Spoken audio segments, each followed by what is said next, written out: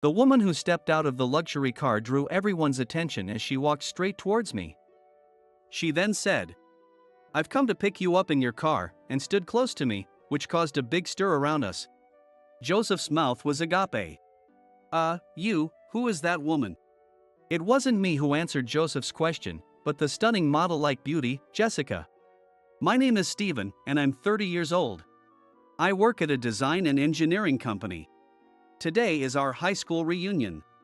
It's the first time we've ever had one, but out of nowhere, an invitation had arrived. The sender was Joseph. We met in our first year of high school and pushed each other to aim for a prestigious university. We spent our afternoons studying in the library or study rooms, half studying and half chatting. Joseph and I especially loved cars and often debated about our dream cars. However, we went separate ways in our second year of high school. My father suddenly passed away due to illness. Although I could have tried to apply for university with scholarships, I decided to start working to support my struggling mother, so I got permission from the school to get a part-time job. The part-time job was at the design and engineering company where I now work, and I found the work there very interesting. During high school, they only let me do simple tasks, tracing someone else's designs or doing basic measurements. Eager to become fully competent, I decided to join the company full-time right after high school instead of going to college. When I told Joseph about this, he was upset. He said we had promised to apply for T University together. But my situation had changed drastically. Since then, I haven't been in touch with Joseph at all. I know he successfully got into the prestigious university we aimed for. It's been 12 years since then. I was genuinely curious about how he's been, so I decided to attend the reunion. Since the invitation was from Joseph, it seemed he was the organizer. I arrived early at the venue and looked for Joseph. I found him right away. Even in high school, he was tall, well-built, and handsome with sharp features. Today, he was wearing an expensive-looking suit, looking even more impressive. As I approached Joseph, he noticed me. "Hey, it's Stephen, isn't it?" He walked towards me with wide eyes. "Joseph. Long time no see. How have you been?" I greeted him as I handed over the participation fee, and he nodded with a smile. "I've been well, but really busy. The company I joined after graduating is extremely demanding. But, how should I put it? I feel like I'm really contributing to the country, and it's very fulfilling." Contributing to the country, that's quite grand. He works for a famous company that everyone knows. That's impressive, graduating from such a prestigious university and working at a top company. When I said that, Joseph puffed out his chest a little. "Yeah, I'm doing my best." "You are a high school graduate, right? I heard your dad passed away suddenly, that's tough. Such a waste of your talent." I smiled wryly. "I'm doing my best at my current company too. But I'm sure my efforts seem small compared to Joseph's." I didn't say much and changed the subject. "By the way, we used to talk a lot about cars back in the day. You always wanted a foreign car." When I mentioned this, Joseph's face lit up. "Oh. You have to hear this. I finally got my dream car." It was the European car brand that Joseph had always admired the most. Excitedly, he pulled out his phone and showed me a picture. "Look at this. The luxury and dignity of this style. Isn't it amazing? You can't help but fall in love with it." I nodded as I looked at the phone. I prefer domestic cars, but the overwhelming presence of foreign cars is undeniably impressive. But, the maintenance costs are really high. I don't feel comfortable taking it to just any shop for inspections. So I end up going to the manufacturer, which is expensive. And repairs. With foreign cars, sometimes the parts are discontinued. So getting original parts can be tough. It seems like he had hit his stride. Maybe the challenges of maintaining it are part of the appeal. Just then, my phone rang. It was Jessica. "It's someone from work, so I need to take this," I said to Joseph and answered the call. "Someone from work? Hey, it's your day off, right? Are you working for a sweatshop or something?" he teased. "Hello?" I ignored Joseph and took the call, but Jessica was silent. "Hello? Can you hear me? What's up? Puzzled by the lack of response, I spoke again. In the background, more classmates had arrived, and Joseph continued bragging about his car. Are you enjoying the reunion? Jessica finally broke the silence. Well, to be honest, not really. I admitted. I had come to talk to Joseph, but after just a bit of conversation, I was already exhausted. He probably didn't mean any harm, but all he talked about were his achievements. I'm sure he worked incredibly hard to get into that prestigious university, and his current job at a major company is demanding. His salary is probably high. And he owns a car that everyone dreams of. For a moment, I silently watched Joseph, who had changed a bit. Then Jessica said, "All right, I'll come pick you up," and hung up. What? I stared at my phone in disbelief. Why did Jessica call me in the first place? While I was puzzled, Joseph spoke to me again. Sorry, I've been talking about myself. What car are you driving now? I replied that I drive a domestic car. Joseph continued, compact cars have low maintenance costs, right? What kind are you driving? Show me. I think sporty-looking wagon types are nice, even if they're just compact cars. I sighed. Joseph, what's happened to you? I furrowed my brows and looked at him, making him uneasy. Sure, your car is cool. But every car has its own appeal. I prefer domestically made cars. When I said that, Joseph scratched his head awkwardly. Sorry, I was actually really looking forward to seeing you. Stephen, seeing you brought back all those high school memories. I felt betrayed when you didn't go to the T University with me, even though I understand why. I thought if you had come with me, you could have had a car like this too. I sighed. I'm sorry too. Maybe if I had explained things better back then, you wouldn't have felt that way. I found the work at the company where I had my part-time job really interesting and wanted to learn through practice instead of just studying. And after that, as I trailed off, a high-end domestic car pulled up outside the venue. That alone caused a bit of a stir, but when everyone saw the woman stepping out of the driver's seat, they were stunned. With a small face, thin lips, a sharp high nose, and almond-shaped double eyelids. Her slightly brown, wavy hair. Her well-proportioned figure, and long, slender legs peeking out from her skirt. The woman who stepped out of the luxury car drew everyone's attention as she walked straight towards me and said, "I've come to pick you up in your car," causing a huge commotion around us. Joseph's mouth was agape. Who is that woman? It wasn't me who answered Joseph's question, but the stunning model-like beauty, Jessica. My name is Jessica. I'm Stephen's assistant, she said, making a graceful bow. I held my head in my hands. Jessica took my hand and, insisting, "Let's go," tried to lead me back the way she came. Jessica, sorry. I just started to enjoy myself, I said, stopping her. Jessica widened her eyes. Just had a misunderstanding with an old friend. We just made up, so, sorry, I explained. Jessica smiled warmly. It's fine if you're having fun. Can I hang around and wait? If I wasn't enjoying myself, it would be rude to keep her waiting after she came to pick me up. I was about to suggest she head back when Joseph stepped forward. If you'd like, your assistant can join us. Jessica's face lit up. Really? Her smile was dazzling, nearly knocking everyone out. It's a buffet, so if you pay the fee, Joseph said, glancing at me with a grin. I silently took out my wallet and paid for Jessica. You are not really my assistant, and that car is a company car, I said as I handed over the fee. Jessica pouted. Hey, I was trying to make you look good. I chuckled. Jessica continued. Why not? You're going to be the next president. When you become president, I'll be your assistant, and you'll use that car. The room buzzed at her words. People started asking about my current situation. So I reluctantly explained that I had been working hard at the company where I had my high school part-time job, eventually being considered for the next president role. Jessica looked at me with a sly smile, but I tried not to involve her too much in my story. Joseph then said, I see, you were working hard too, Stephen. Sorry again for everything. No worries. I wanted to tell you everything back then. After we fell out in high school, I was a bit stubborn. Perhaps, can we hang out more often? Joseph nodded with a smile.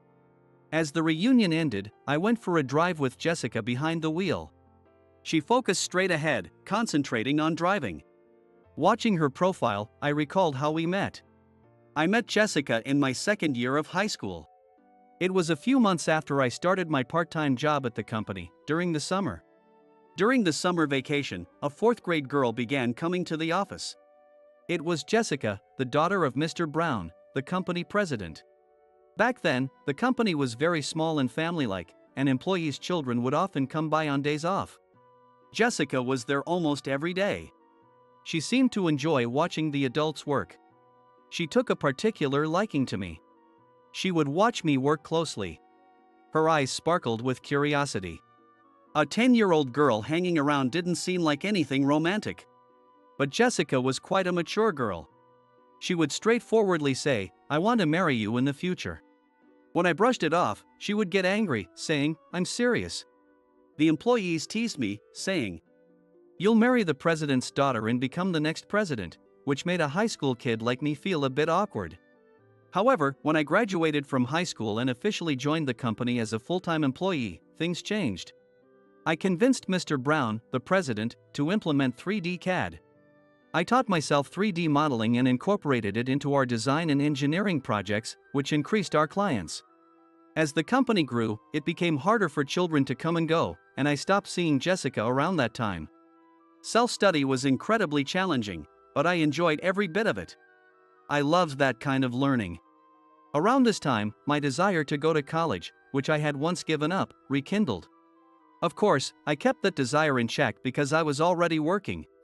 But I wondered if I could at least take some classes to learn about the areas where self-study had its limits. Going to college now seemed impractical. Still, I wanted to attend university. One day, amidst this internal struggle, Mr. Brown approached me. "Stephen, have you considered going to college?" I was stunned when Mr. Brown, the president, said, "Thanks to your hard work, the company has grown significantly. I know you've been looking into universities because you want to study more. How about taking a leave of absence and attending college for 4 years? I want to support your aspirations," he said with a warm smile. I was moved to tears. I asked for some time to think it over. It was an incredibly generous offer, but I didn't want to leave the company short-handed for 4 years. After doing some research, I found a night school at a university. Fortunately, there was a night school within commuting distance that had the program I wanted to study. When I consulted with Mr. Brown, he laughed at my modesty. So, I enrolled in night school and studied to my heart's content. During this time, the company accommodated my schedule by adjusting overtime and weekend work, which was a huge help. I will definitely repay this kindness. With that determination, I continued to work hard after graduating from university. I actively incorporated the new skills I had learned at university into my work. These new skills were particularly effective in large projects, allowing us to offer proposals from various angles, even in urban development. So, as it turns out, I'm not just a high school graduate as Joseph mentioned. I forgot to explain this to Joseph, but I'm sure we'll have another chance to meet. One day, while I was busy applying my learned skills and helping the employees acquire them, Mr. Brown invited me to dinner. Mr. Brown had treated me like his own son since high school. We often had meals together, discussing various topics each time. I thought it was just another usual dinner that day. But when I arrived at the restaurant, there was someone else at the table besides Mr. Brown. It was Jessica, all grown up. Seeing me, she blushed and looked down. She had transformed from an assertive elementary school girl into a composed and stunningly beautiful young woman, and I hesitated to approach her. When I cautiously approached the table, Mr. Brown gestured for me to sit. I still vividly remember nodding nervously when he asked if I remembered his daughter. When I nodded, Jessica's face lit up like a blooming flower.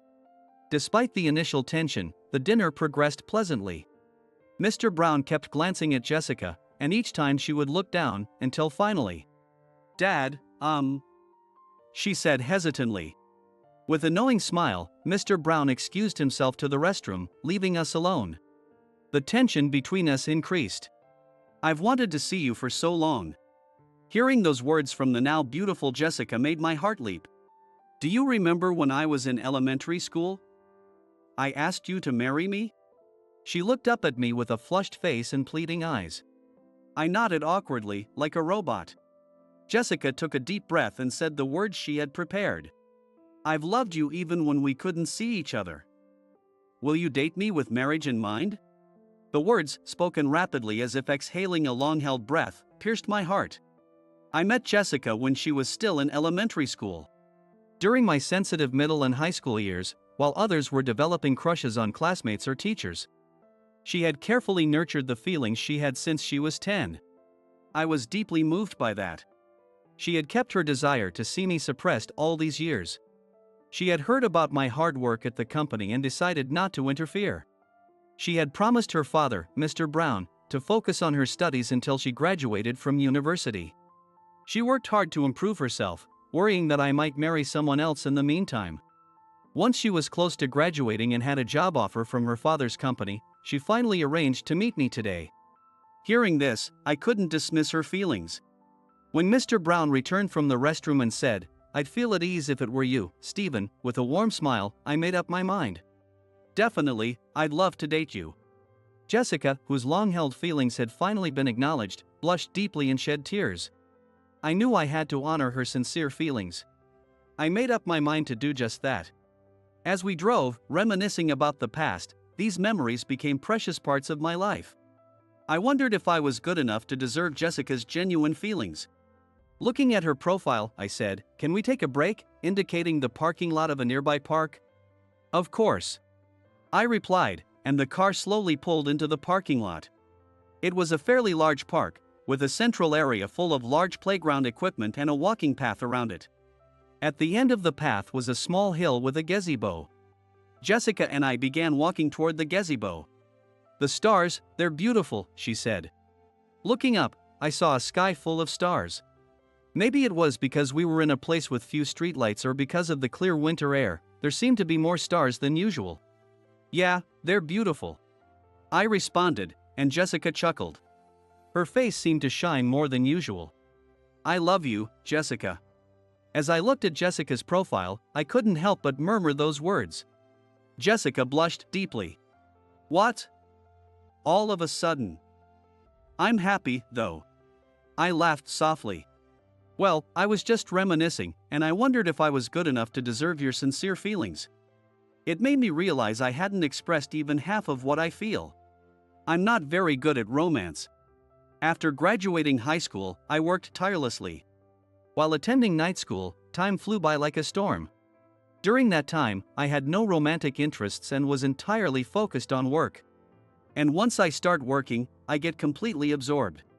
I'm probably the most boring guy ever. Could someone like Jessica, who was 7 years younger than me, really be satisfied with a guy like me? A dull man like me with a beautiful woman who attracts everyone's attention. I don't think we match. Still, I don't want to let Jessica go. I'm afraid you'll realize someday that there are better guys out there. Jessica's face lit up. "No way." "Stephen, you really thought that?" She looked incredibly happy for some reason. I had just confessed my insecurities, feeling completely pathetic. "What are you worried about?" "I've only ever loved you since I was 10. Jessica looked at me as if waiting desperately for my response. "Well, that's just it. There are so many great guys out there, but you only see me. I'm really happy, but, for example, Joseph. The guy I talked about today. He's smart, works at a big company, drives a foreign car, is tall and good-looking, he's better than me in every way. Someone as beautiful, kind, and cheerful as you would be a great match for a guy like him." I knew I was being self-deprecating. I thought Jessica might be disappointed, but she widened her eyes in surprise. "Wow, Stephen, you really have low self-esteem." "I didn't know that." I tilted my head in confusion. "Well then, let me tell you how exceptional and wonderful you are," Jessica said with a chuckle, raising her index finger. "First of all, you're incredibly hardworking. The reason our company has grown so much is entirely thanks to you. My father talks about it all the time." Her words made me feel a bit embarrassed. "Secondly, you're really smart. You could have gone to University if you had wanted to." I tried to be modest, but my mock exam results in my first year of high school did show I was within reach. Jessica continued to list my good qualities until I blushed and told her to stop. Stop. That's enough, I said, my face was turning red. Honestly, I was thrilled. It felt great to know Jessica saw me in such a positive light. Jessica looked dissatisfied but said, "Okay, then, just one more thing." She gazed at me intently. "The reason I fell in love with you was seeing your serious expression as you expertly controlled the mouse and keyboard to create designs on the computer. It looked like magic, and I fell for you." I was a bit surprised to learn that young Jessica was drawn to such a seemingly mundane aspect of me. If Joseph is like a foreign car, then you're like a domestic car. I was puzzled by this analogy. You're gentle and kind, which makes you more wonderful than someone flashy like Joseph. At that moment, I decided there was no time like the present. I took out the box I always carried in my pocket. Jessica looked surprised. "Thank you for understanding me better than I do myself. Jessica, you're beautiful, you work hard to stay fit, and you're kind and strong inside. To me, you're the perfect woman." Jessica listened without moving. "Honestly, I sometimes feel like I'm not worthy enough for you. But I don't want to lose you to anyone else. I want to be by your side forever. Will you marry me?" When our relationship started, it was Jessica who took the courage to confess her feelings. She had loved me for years. I always knew I wanted to propose to her myself. How long had I been carrying this ring? It was just an ordinary day when I was wandering around the city alone. The moment I realized I wanted to marry Jessica, my feet unconsciously led me into a jewelry store. As I looked at the sparkling rings, I found one that would look perfect on Jessica and bought it. I carried that ring with me everywhere, so that I could propose at any moment. It's embarrassing, isn't it? I have always wanted to marry you, but I couldn't bring myself to say it. Eventually, I started feeling insecure, thinking there might be better men out there for you. I'm glad that I finally decided to propose before anyone else could take you away," I said, holding out the box with the ring. I was anxious that she might not take it, but, "Really, are you sure I'm good enough?" she asked, making me almost stumble. "What? Now you're the one who's worried?" "Why?" I asked, flustered. Jessica looked down. "Because, my confession, I asked my father for help." I understood what she was trying to say. "It has nothing to do with Mr. Brown. I genuinely love you." This was something I could say with absolute confidence. Tears welled up in Jessica's eyes. Then, she gently took the small box from my hand. Jessica slowly opened the small box and, upon seeing its contents, murmured, "Wow, it's beautiful." It's not just about the price, but I splurged quite a bit to honor Jessica's long-held feelings. I couldn't imagine any ring other than this one, which perfectly matched Jessica's image. She gazed at the ring intently and slowly took it out. And then, "Here." She handed the ring to me. I took it and placed it on her finger. She held up her left hand, with the ring now glittering on her ring finger, against the starry sky. "I'm so happy, it's so beautiful, even more beautiful than this starry sky." In that moment, she looked more beautiful than ever. Just as foreign cars and domestic cars each have their own unique appeal, I realized I had qualities I hadn't acknowledged. Jessica had discovered those qualities in me. Although Jessica is undeniably a beautiful and charming woman, I believe I know her inner beauty better than anyone. I hope to cherish what I have now and continue to improve in areas where I am lacking. I want to further enrich my work life and eventually acquire the car I've always dreamed of. And most importantly, I want to live happily with Jessica. I have many dreams, and sometimes I worry if I can achieve them all. But with Jessica by my side, I believe we can achieve any dream eventually. Looking up at the star-filled sky, Jessica and I gently held hands.